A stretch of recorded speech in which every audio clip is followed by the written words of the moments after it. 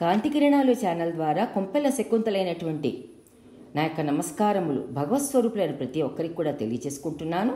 ఈ ఛానల్ ఇప్పటివరకు సబ్స్క్రైబ్ చేసుకున్న ప్రతి ఒక్కరికి కూడా నా యొక్క హృదయపూర్వక నమస్కారములు, ధన్యవాదములు మరి కుమారు తెలియజేసుకుంటూ, ఇప్పుడు మనం ఈ భాగంలో చెప్పుకునేటటువంటి విషయం, ఈ మధ్య మనం ఎక్కువగా 2-3 రోజులు 4 రోజుల నుంచి చర్చలు జరుగుతూనే ఉన్నాయి. మనం మన వార్తాపత్రికల్లో చూస్తున్నాము, మనం టీవీ ఆన్ చేస్తే దాంట్లో ఉన్నటువంటి ఛానల్స్లో కూడా ఈ విషయాన్ని మనం ఈ చర్చల రూపంలో మనం వింటూనే ఉన్నాము, మీడియాలో కూడా మనం చూస్తూనే ఉన్నాము. అలా ఎన్నో విధాలుగా మనకి ఈ విషయం మనం ఈ మధ్య వినడం జరుగుతోంది. అయితే ఆ విషయం మీకందరికి కూడా తెలుసు, కొంచెం ఊహించి ఉంటారు. అది తిరుమల తిరుపతిలో ఉన్నటువంటి లడ్డూ వివాదం. ఆ లడ్డు వివాదం గురించి అది ఏమిటి, అది కలుషితమైందని ఇటువంటి ఆరోపణలన్నీ కూడా ఆరోపణలు కాదు, ఇది నిజమని వాళ్ళు ఒక సంస్థల ద్వారా సర్వే చేసి వాళ్ళు ఈ లడ్డు నిజంగానే అది కలుషితానికి ఉరి అయిందని, అటువంటి లడ్డు నివేదింపబడిందని ఆ స్వామివారికని ఈ విధంగా మనం ఇవన్నీ కూడా మీడియాలో అక్కడ మనం వింటున్నాము అని తెలియజేయడం జరిగింది. అయితే ఇక్కడ ఈ విషయాన్ని మనం ఈ భాగంలో కొంత చర్చించుకుందాము. అయితే ఇది చర్చించుకునే ముందర మీకు అందరికీ కూడా ఒకటే మనవి చేసుకుంటున్నాను, మన ధర్మాన్ని మనం నిలబెట్టుకోవాలంటే మనందరం ఎప్పుడూ కలిసికట్టుగా ఉండాలి. అంటే నేను అనేది ఏమిటంటే, మనం వేరే ధర్మాలు ఎప్పుడూ వ్యతిరేకించాం. మన సనాతన ధర్మం ఒకటే చెప్తుంది, నువ్వు బతుకు, వేరే వాడిని బతకనియ్యి. మన సనాధర్మం ఎప్పుడూ శాంతి శాంతి శాంతి అంటుంది. ప్రపంచవ్యాప్తంగా, దేశవ్యాప్తంగా, సృష్టి వ్యాప్తంగా అంతా శాంతిగా ఉండాలని కోరుతుంది. మనం పరుల యొక్క అశాంతిని ఎప్పుడూ మనం కాంక్షించాం. అటువంటి సనాతన ధర్మానికి చెందిన మనం అందరం కూడా ఇటువంటి విషయాల్ని విన్నప్పుడు మనం ఎంతో అందరి యొక్క మంచిని కోరే మనము ఇటువంటి వింటే కనుక మన నమ్మకాల్ని, మన యొక్క భావాల్ని ఇలా కించపరుస్తూ చేసే చర్యలు మన ఎంతో బాధ కలిగిస్తాయి. అటువంటి సమయంలో, ఈ సమయంలో మనందరం కూడా ఏకతాటి మీద నిలిచి మనం నిజంగా కనుక లడ్డు నిజంగా కలుషితం అయితే మట్టుకు మనందరము గొంతెత్తి దానికి వ్యతిరేకంగా మనం అందరం కూడా అటువంటి నిజాలు తేలాలని మనందరూ కూడా గొంతెత్తి మనం ఒక న్యాయ వ్యవస్థని, మనకున్నటువంటి కేంద్ర ప్రభుత్వాలు, రాష్ట్ర ప్రభుత్వాలని మనందరం ఏదో ఒక విధంగా మన అసంతృప్తిని మట్టుకు ఇవన్నీ కూడా తెలియచేయాలి. అది ఏ విధంగా మీరు తెలియచేస్తారో మీ యొక్క ఛానల్స్, మీ యొక్క ఉన్నటువంటి పద్ధతుల ద్వారా ప్రతి ఒక్కరూ తెలియచేస్తూ, అది కాకుండా ఈ వీడియోని ఇప్పుడు ఎవరైతే వింటారో నిజంగా కూడా ఇది కరెక్టే, మనందరం కూడా ఇది జరిగింది తప్పు, మనకి దీని యొక్క నిజాలు తొందరగా తేలాలి, ఇది మనందరికీ తెలవాలి, ఇది ఓన్లీ నిజంగా జరిగిందా లేదా, నిజంగా దాని యొక్క మనకి ఒక ప్రత్యేక సంస్థల ద్వారా, న్యాయ వ్యవస్థ ద్వారా, మేధావుల ద్వారా ఈ విషయాన్ని నిజంగా రూఢిపరిచి నిజంగా కలుషితం జరిగిందా లేదా అన్న విషయాన్ని తేల్చి చెప్పాలి. ఈ త్వరితగతిన ఈ కేసు వేసి ఈ కేసు తొందరగా తేల్చాలి, నిజమేమిటో అబద్ధమేమిటో అని కోరుకుంటూ ఈ ఛానల్ ద్వారా ఇది నిజమే, కరెక్టే, మనకి ఇలాగే ఉండాలి, మనకి దీనిలో నిజాలు తెలియాలని మీరు అందరూ కోరుకుంటే కామెంట్ బాక్స్లో మీరు కూడా మీ యొక్క సపోర్ట్ని, మీరు ఏమనుకుంటారో మీ భావాల్ని కామెంట్ బాక్స్లో తెలియజేయవలసిందిగా ప్రతి ఒక్క ఈ వీడియో చూసే ప్రతి ఒక్కరికి కూడా తెలియజేసుకుంటున్నాను. నాకు పర్సనల్గా వాట్సాప్లో మీరు పెట్టవలసిన అవసరం లేదు. కింద వీడియో కింద కామెంట్ బాక్స్ ఉంటుంది. ఆ కామెంట్ బాక్స్లో మీ యొక్క ఒపీనియన్ని పొందుపరచండి. మీకు ఇష్టమైతే లైక్ కూడా కొట్టండి. ఈ విధంగా నేను ఏదో ఇది కమర్షియల్ గురించి చేయటం లేదు, మనందరం బాగుండాలి, ప్రతి ఒక్కరూ బాగుండాలని కోరుకుంటూ, కానీ మన మనోభావాలు మటుకు దెబ్బతీసేటట్టుగా, మన నమ్మకాలు మటుకు దెబ్బతీసేటట్టుగా ఉంటే మటుకు మనందరం నోరు మూసు కూర్చొనే సమయంలో మంచిది కాదు. అలా అని చెప్పేసి ఏదో హింసాత్మకంగా మనం ముందరికెళ్ళాలని మటుకు ఏమీ కోరుకోవట్లేదు. మన శాంతియుతంగా మనకి జరిగినటువంటి అన్యాయాన్ని మనం వ్యతిరేకిస్తూ మనం ఈ విధంగా మన యొక్క బాధని తెలియచేసుకుందామని ఈ విధంగా నేను ముందరికి నడుస్తూ ఆ లడ్డూ వ్యవహారం గురించి కొంత మనం ఇంకొన్ని విషయాలు ఇక్కడ నేను పొందుపరచడం జరుగుతోంది. అందుకోసం మీరందరూ కామెంట్ బాక్స్లో విన్న తర్వాత మీ యొక్క ఉద్దేశాన్ని కామెంట్ బాక్స్లో పెట్టండి. మనకి ఎందుకోసం అంటే మనకు కావాల్సింది ప్రతి కేసు కూడా త్వరితగతిన తేల్చాలి అని నా ఉద్దేశము. ఎన్నో కేసులు ఉన్నాయి, లడ్డూ ముందర బోళని కేసులు, ఎప్పటి నుంచో అలా కేసులు నానుతున్నాయి ఆ కోర్టులలో పడి. ఎందుకు అవన్నీ తేర్చట్లేదు? న్యాయ వ్యవస్థ వాళ్ళు అక్కడ ఏమవుతోంది? మేధావులందరూ ఏమవుతున్నారు? కావాలంటే త్వరితగతిన ఈ కోర్టులు తెరిచే విధంగా ఇంకా చిన్న చిన్న కోర్టులు కూడా ఏర్పాటు చేసి ఎక్కడికక్కడ ఎందుకు కేసులన్నీ తేల్చటం లేదు? ఎందుకు నానుస్తున్నారు? ఈ నాచడం వల్ల, ఎన్నో రోజులు జరగడం వల్ల అసలు తప్పు చేసిన వాడు తప్పుకుపోతున్నాడు. ఏమీ తెలియని అమాయకులందరూ బలైపోతున్నారు. ఈ విధంగా అంటే ఈ లడ్డూ వ్యవహారం అంటే చిన్న వ్యవహారం అనుకుంటున్నారా? ఎందుకోసం అంటే అఖిలాండ కోటి బ్రహ్మాండ నాయకుడు ఆ శ్రీ వెంకటేశ్వర స్వామి, కలియుగ దైవం, సాక్షాత్తు ఆ పరమాత్మే. శ్రీదేవి భూదేవి సైతంగా ఏడుకొండల మీద తిరుమలలో ఆయన వెలిసి ఉన్నారు. ఆయన ఆగమ శాస్త్రాల ప్రకారం మనం రోజు కూడా ఆయనకి ఎన్నో రకరకాలైనటువంటి సేవలు మనం అర్పించుకుంటున్నాం. నిత్యోత్సవాలని, వారోత్సవాలని, మాసికోత్సవాలని, బ్రహ్మోత్సవాలని, కళ్యాణోత్సవాలు, అనేక సేవలు ఆ స్వామివారు రోజు అందుకుంటున్నారు. ఆ యొక్క తిరుమల కొండ కళకళలాడిపోతూ ఉంటుంది రోజు. ఆయన నిత్య కళ్యాణం పచ్చతోరణంగా అది వైకుంఠమే, కలియుగ వైకుంఠమే, ఇంకా ఏమీ కాదు. ఎందుకంటే మనం ఇక్కడ నమ్మాల్సింది ఆ పరమాత్మే స్వయంగా ఆ శిలారూపంలో స్వయంభూగా అక్కడ వెలిశారు. ఆ పరమాత్మయే వచ్చి ఉన్నారు, మనకి సాకార రూపంలో ఉన్నారు. ఎందుకోసం అంటే మన సాకార రూపంలో మన ధ్యానానికి కొంచెం ఈజీగా ఉంటుంది. సాకార రూపంలో ముందర కొలుస్తూ వెళ్తుంటే తర్వాత నిరాకారంలోకి మనం తొందరగా వెళ్ళొచ్చు. అంటే ఈ విషయాల్ని ఇక్కడ నేను చెప్పటం లేదు, కానీ సాకార రూపంగా మన అందరి గురించి ఆయన తన యొక్క దివ్య మంగళ రూపాన్ని అక్కడ ప్రదర్శిస్తున్నారు. అటువంటి శ్రీ వెంకటేశ్వర స్వామికి, ప్రత్యక్ష దైవానికి మనం ఆయన శ్రీదేవి భూదేవి సహితంగా అక్కడ వెలిసి మనందరినీ అనుగ్రహించడం గురించి ఆయన వెలిసి ఆ కొండ మీద ఉన్నారు. భక్తులందరినీ తన వైపు ఆయన లాక్కుంటున్నారు. లాక్కుని ఎంతోమంది భక్తులు, వేల మంది భక్తులు ఎంత శ్రమకి ఓర్చి, పాపం మిడిల్ క్లాస్ వాళ్ళు, మధ్యతరగతి వాళ్ళు, ఇంకా కింద తరగతి వాళ్ళు, ఇంకా పేదవాళ్ళు, వాళ్ళ దగ్గర ఎక్కడుంటాయి టికెట్ కొనుక్కోవడానికి కూడా పాపం రావడానికే ఎంతో కష్టం వాళ్ళకి. ఎన్ని మెట్లెక్కి వాళ్ళ కష్టాలు కోర్చి, వికలాంగులు కూడాను ఎంతో కష్టపడి పైకి వస్తున్నారు కొండ మీదకి. ఎన్ని గంటలు క్యూలో వెయిట్ చేసి ఆ యొక్క దేవుని దర్శించుకుని, ఆ దర్శించుకున్న తర్వాత ఎంతో ఆనందంతో వాళ్ళు మళ్ళీ తిరిగి వాళ్ళ ఇళ్ళకి వెళ్తున్నారు. ఆ స్వామివారికి, అలాంటి స్వామివారికి నిత్యం ఆ ఉత్సవాలతో పాటు ఎన్నో రకాల నివేదనలు కూడా జరుగుతున్నాయి. మనకందరికీ తెలుసు. ఆ నివేదనల్ని మామూలుగా చేస్తారా? మామూలుగా చెయ్యరు. అది శాస్త్రాలు వివరించిన విధంగానే ఆ నివేదనల్ని కూడా ఆ విధంగా శుచిగా మడిగా చేసి ఆ యొక్క పద్ధతి ప్రకారమే దాన్ని అంతా కూడా పక్వం చేసి ఆ స్వామివారికి నివేదిస్తున్నారు. అలా నివేదించిన ప్రసాదాల్ని మళ్ళీ భక్తులకు పంచుతున్నారు.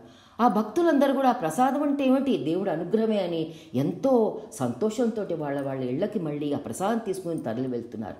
అటువంటి ప్రసాదంలో ముఖ్యమైన ప్రసాదం లడ్డూ ప్రసాదం. ఆ లడ్డూ ప్రసాదం తరతరాలుగా ఇది ఎంతో పేరుగాంచింది. తిరుమల లడ్డు అంటే ఎంతో పేరుగాంచిన లడ్డు. ఇది మన దేశంలోనే కాదు, ప్రపంచవ్యాప్తంగా కూడా తిరుమల లడ్డూకి ఎంతో ప్రాముఖ్యత ఉంది. తిరుమల లడ్డు అనేసరికి వేరే దేశం వాళ్ళు కూడా చక్కగా ముందరికి వచ్చి చేయి చాపి తీసుకుని కళ్ళకద్దుకుని వాళ్ళు కూడా తింటున్నారు ఎంతోమంది. అందరికీ కూడా అంత పవిత్రమైనటువంటి ఆ లడ్డు, అది మామూలు లడ్డు కాదు, స్వామివారి అనుగ్రహం.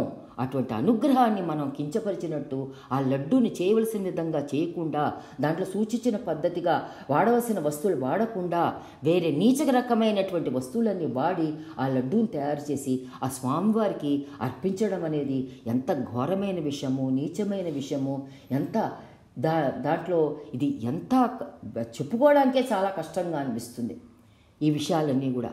ఈ విధంగా అనమాట. అలా వాళ్ళు సమర్పిస్తూ ఉంటే మన మనోభావాలు, మరి హిందువులైన మన మనోభావాలు మరి దెబ్బతీయకుండా ఉంటాయా?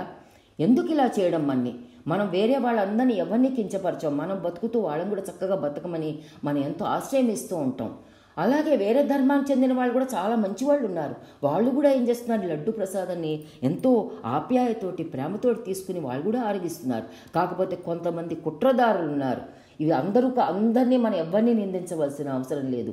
ఇలాంటి పనులు చేసే వాళ్ళలో కొంతమంది మూర్ఖులు, కుట్రదారులు మన ధర్మాన్ని కించపరచాలి అనే ఉద్దేశంతో, లేకపోతే వాళ్ళ స్వలాభాల గురించి కూడా ఇటువంటి పనులు చేసి ఉండొచ్చేమో మనకి తెలియదు. కానీ వాళ్ళు చేసిన పని మట్టుకు ఇది చాలా తప్పు, చాలా తప్పు, చాలా తప్పు. మనం అందరినీ గౌరవిస్తాం, అందరి విశ్వాసాలని మనం చక్కగా గౌరవిస్తాం. అలాంటిది మన విశ్వాసంలో మనం ఉంటూ మనం చేసుకుంటుంటే మన్ని కించపరచడం అనేది ఇలా చేస్తుంటే ఇంకేమనాలి?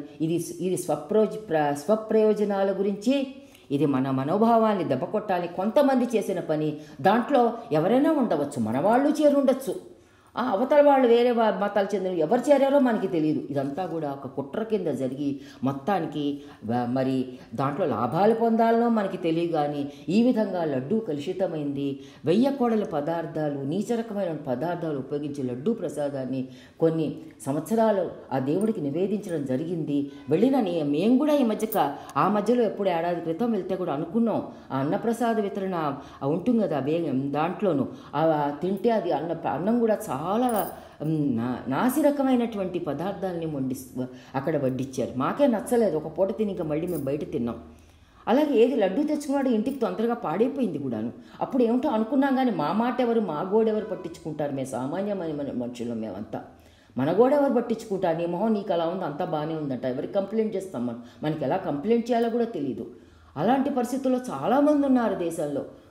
అలాంటి వాళ్ళని ఇలాగా మోసం చేసి ఇలా చేయడం అనేది ముందర ప్రజల్ని మోసం చేయడం కాదు, ప్రజలకి ఆ భగవంతుడికి ఇష్టమైన భక్తుల్ని మోసం చేస్తే ఆ భగవంతుడి మటుకు ఎప్పుడూ ఊరుకోడు. తన్ని ఏం చేసినా భగవంతుడు ఊరుకుంటాడు, కానీ తన భక్తుడికి మటుకు అపరాధం జరిగితే ఆయన ఊరుకోడు. ఇవన్నీ కూడా మన కార్తీక మాసంలో కార్తీక పురాణం చదివినప్పుడు మనం ఆ కథల్లో చూస్తాం. తన భక్తుడి కనుక పరాభవం జరిగితే మటుకు ఆయన ప్రచండమైన రూపాన్ని దాల్చి ఆయన వాళ్ళ మీద ఎంతైనా కూడా ఆయన ప్రతాపాన్ని చూపిస్తారు మనకి. ఎందుకంటే అంబరీషుడి కథే ఉంది మనకి. అంబరీషుడు ఎంతటి భక్తిపరుడు.